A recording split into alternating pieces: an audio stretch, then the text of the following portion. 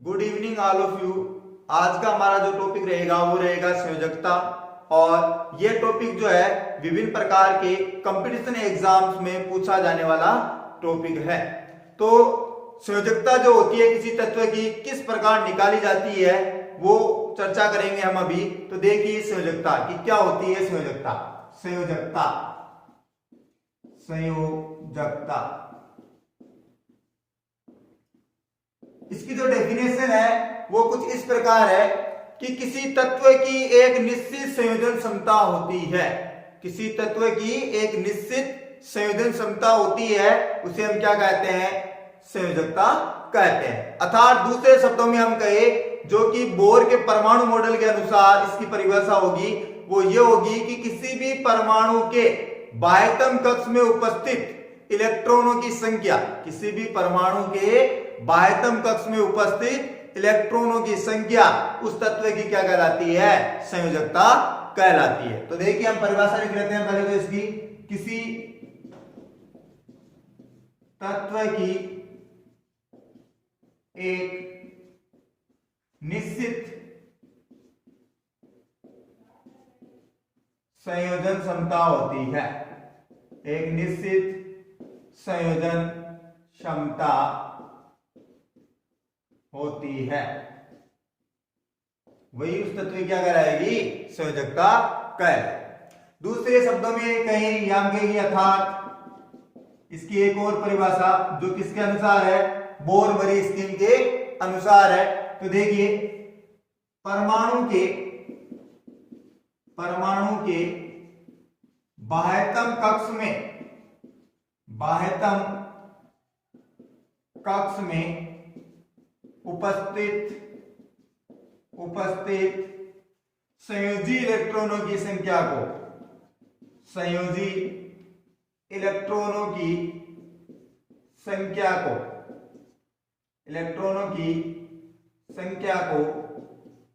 क्या कहते हैं? हम संयोजकता कहते हैं। तो अब बढ़ते हैं हम कि ये संयोजकता निकाली कैसे जाती है, किसी तत्व की संयोजकता किस प्रकार निकाली जाएगी। तो संयोजकता निकालने के लिए हमें इलेक्ट्रॉनिक विन्यास तत्वों का आना जरूरी होता है। तो देखिए कि इलेक्ट्रॉनिक विन्यास होता क्या है। तो देखिए इलेक्ट्रॉनिक विन्यास जो होता है, इलेक्ट्रॉनिक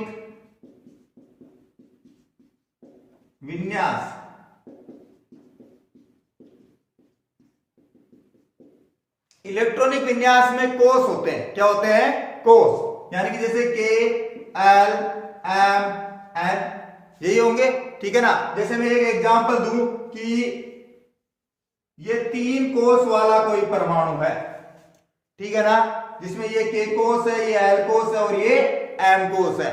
K में हमेशा 2 इलेक्ट्रॉन भरे जाते हैं। कितने इलेक्ट्रॉन भरे जाते हैं? 2। तो हमने यहां पर 2 इलेक्ट्रॉन भर दिए, ठीक है।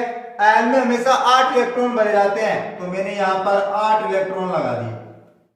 4, 5, 6, 7 और ये 8। अब मैं इस बाह्यतम कक्ष में मान लो 1, 2 और 3 इलेक्ट्रॉन लगा देता हूं। तो इसका बाह्यतम कोष कौन सा है? M। और उस बाह्यतम कोष में कितने इलेक्ट्रॉन है? 3। तो वो 3 ही क्या होगी? उस तत्व की संयोजकता होगी। तो ये तत्व है कौन सा? ठीक है, तो ये तत्व होगा अपना, जैसे ये बना क्या इसका इलेक्ट्रॉनिक विन्यास? 2, 8, 3। यानी K में 2 है, L में 8 है और M में 3 है। तो बाह्यतम कोष कौन सा हो गया? M वाला। और M में कितने इलेक्ट्रॉन थे? 3। तो 3 ही उसकी क्या हो गई? संयोजकता। तो अब हम पढ़ते हैं कि कैसे विभिन्न तत्वों की संयोजकता जो है वो निकाली जाती है। एग्जाम्पल देखते हैं हम। एग्जाम्पल जैसे मैं कहूं कि नाइट्रोजन परमाणु की हमें संयोजकता चाहिए। नाइट्रोजन परमाणु, उसकी संयोजकता कितनी होगी? तो नाइट्रोजन परमाणु जो है वो आधुनिक आवर्त सारणी में परमाणु क्रमांक संख्या 7 पर आने वाला एक तत्व है। तो इसकी परमाणु संख्या होती है 7। कितनी होती है? 7, ठीक है। तो कोष कितने बनेंगे इसके अंदर? K और L, ठीक है।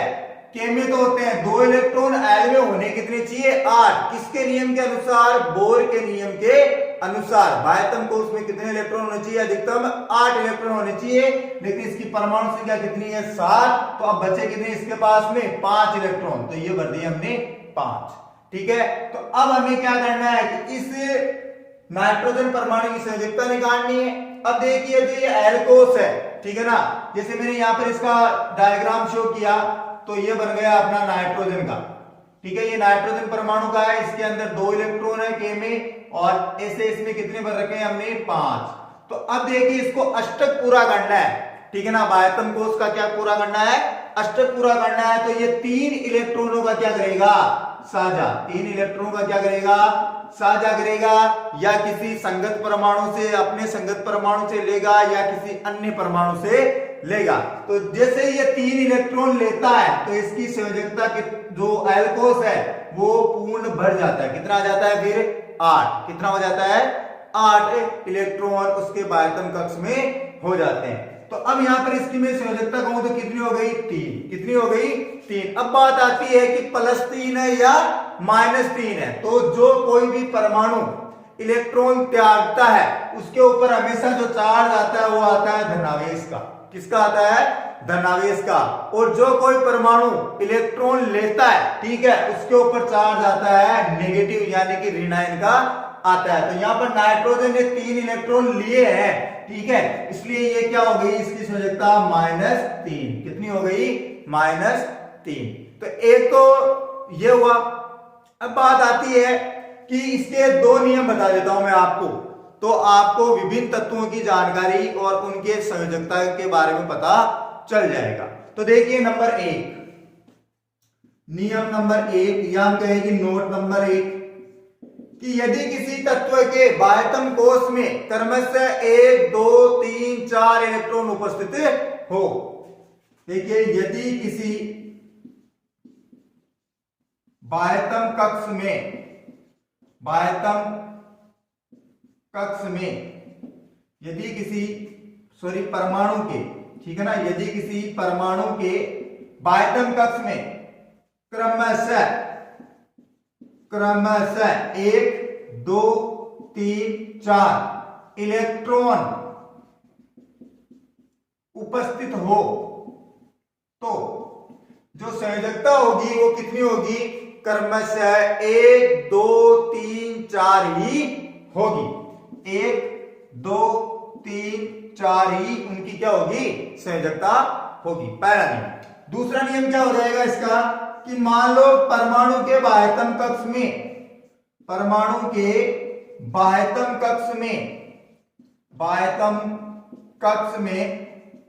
5, 6, 7 संख्या हो इलेक्ट्रॉनों की।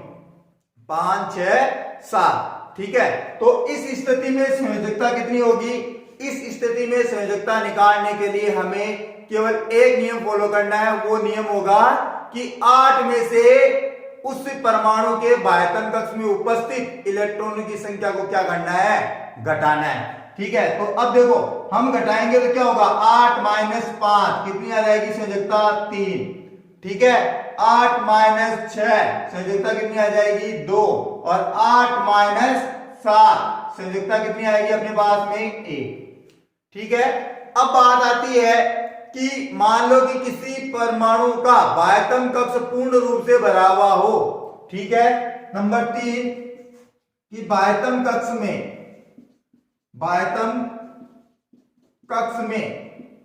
8 इलेक्ट्रॉन उपस्थित हो। 8 इलेक्ट्रॉन उपस्थित हो या पूर्ण भरा हो तो क्या होगा? तो ऐसे जो तत्व होते हैं वो अपनी आधुनिक आवर्त सारणी में 18वें वर्ग में उपस्थित होते हैं। कौन से वर्ग में उपस्थित होते हैं? 18वें वर्ग में उपस्थित होते हैं, जिन्हें उत्कृष्ट गैसों के नाम से भी जाना जाता है या उत्कृष्ट तत्वों के नाम से जाना जाता है, और इन्हें अक्रिय गैसें या अक्रिय तत्वों के नाम से भी जाना जाता है। तो देखिए आधुनिक आवर्त सारणी में 18 जो वर्ग है, ठीक है ना, उसके अगर हम बात करें तो जैसे उसके अंदर तत्व होते हैं helium, neon, argon, krypton, xenon, radon.